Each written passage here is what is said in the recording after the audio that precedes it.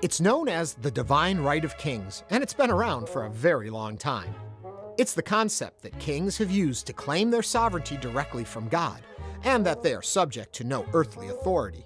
This idea can be traced back to ancient Aryan and Egyptian times, and has been used by many a monarch.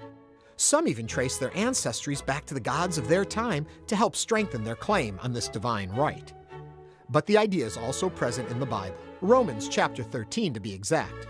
Let everyone be subject to the governing authorities, for there is no authority except that which God has established. Consequently, whoever rebels against the authority is rebelling against what God has instituted. The prophet Daniel also supported the theory in his book, writing, God removes kings and sets them up. Pretty serious stuff. The writings of Paul and Daniel have been used to support the idea that God is over man and the king is over man on behalf of God. It's kind of the same setup that many of us work under today. The big boss puts the manager in place, then the manager manages the staff, his people, on behalf of the big boss. Now, the king may not be the best king, but since he was chosen by God, we must obey. Moreover, the king is acting as God's regent on earth, so that gives all of his actions legitimacy, no matter what. But with legitimacy comes responsibility.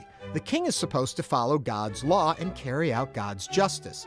But since the king is the one talking with God, well, it can sometimes be a bit of a gray area.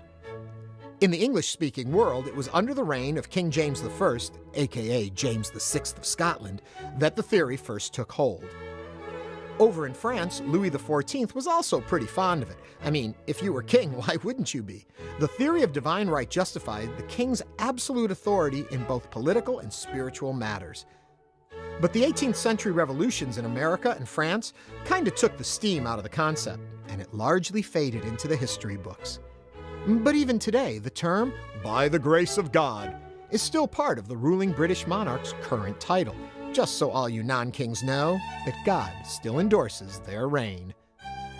And that's History 101.